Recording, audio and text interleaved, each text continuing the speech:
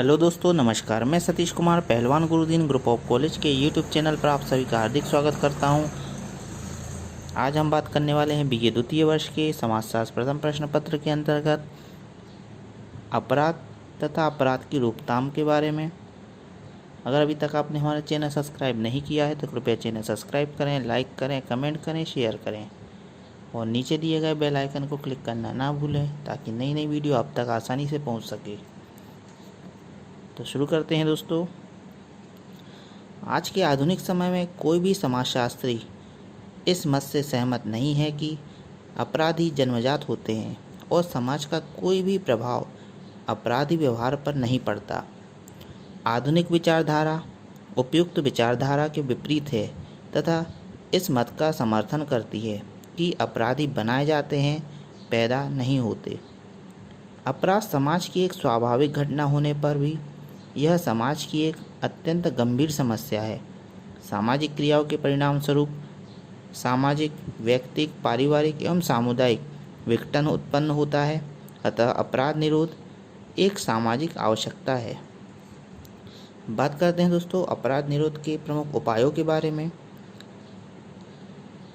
शारीरिक दोषों से ग्रसित व्यक्तियों के प्रति समाज में अनेक कहावतें का प्रचलन हो जाता है।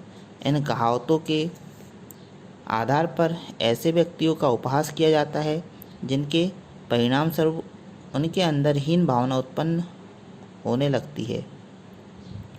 हीन भावना एवं प्रतिशोध की भावना के कारण वे समाज विरोधी एवं कानून विरोधी कार्यों में संलग्न हो जाते हैं। अतः अपराध निरोध के लिए शारीरिक दोषों से ग्रसित व्यक्तियों के प्रति सामाजिक दृष्टिकोण में परिवर्तन की आवश्यकता होती है। समाज में ऐसे अनेक व्यक्ति हैं जो शारीरिक और मानसिक रूप से अक्षम हैं, पागल, कोढ़ी और अपाहिज है। ये लोग सार्वजनिक स्थानों पर भीख मांगते देखे जा सकते हैं। फुटपाथों, रेलवे स्टेशनों, धार्मिक स्थानों आदि पर इनका संपूर्ण जीवन व्यतीत होता है। यह लोग समाज में घृणित दृष्टि से देखे जाते हैं तथा इनके बच्चे उसी प्रकार के वातावरण में रहकर तिरस्कारपूर्ण जीवन व्यतीत करते हैं।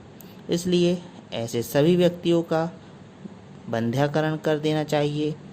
ऐसी अवस्था में शारीरिक और मानसिक रूप से अक्षम व्यक्ति इन दोषों से युक्त संतानों को जन्म नहीं दे सकेंगे। समाज शास्त्रियों एवं अपराध शास्त्रियों द्वारा किए गए अनुसंधानों में यह निष्कर्ष निकलता है कि अनेक अपराधी मानसिक बीमारियों से ग्रस्त होते हैं। ऐसे व्यक्ति अपने व्यवहारों एवं कार्यों पर कोई नियंत्रण नहीं रख पाते। इसके अतिरिक्त अनेक व्यक्ति जीवन के विभिन्न क्षेत्रों में निरंतर असफल होने के कारण मानसिक तनाव एवं संघर्ष की अवस्था में रहते हैं। अपराध की रोकथाम के लिए समाज में अधिक से अधिक मनोवैज्ञानिक चिकित्सालय खोलने चाहिए। इन चिकित्सालयों की सहायता से व्यक्ति की मानसिक बीमारियों, विकास, तनाव एवं संघर्षों को समाप्त करके अपराध से हमें छुटकारा मिल सकता है। निर्धनता एवं बेकारी अपराधों को प्रोत्साहित करती है। इन दोनों आर्थिक समस्याओं में सहसंबंध है। बेरोजगारी की समस्या के कारण निर्धनता बढ़ती है। बेरोजगारी समस्या के समाधान के लिए जनसाधारण को रोजगार के अधिक अवसर प्रदान करने चाहिए। इसके लिए आरक्षण व्यवस्था में परिवर्तन आवश्यक है। आयकर नियमों के अंतर्गत आय की सीमा में निरंतर परिवर्तन होता रहता है। क्रीमी लेयर में उन व्यक्तियों को सम्मिलित करना चाहिए जो इस आय सीमा के अंतर्गत आते हैं।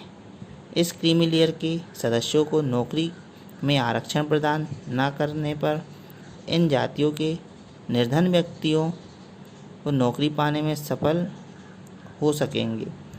इस व्यवस्था से वर्तमान आरक्षण प्रतिशत में कमी लाई जा सकेगी और सवर्ण जातियों के योग्य व्यक्तियों को भी नौकरी के अधिक अवसर मिल पाएंगे। गंदी बस्तियों औद्योगिक नगरों की देन है।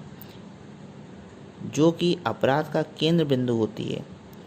इनमें सिद्ध हस्त अपराधी शरण पाते हैं तथा बाल अपराधी अभ्यस्त अपराधियों बन जाते हैं।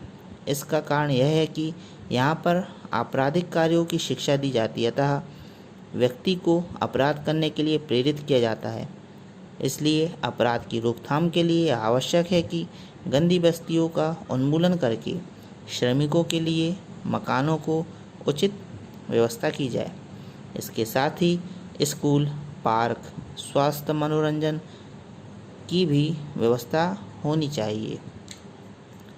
परिवार बच्चों, युवकों एवं सभी सदस्यों के लिए समाजीकरण का प्रमुख केंद्र होता है।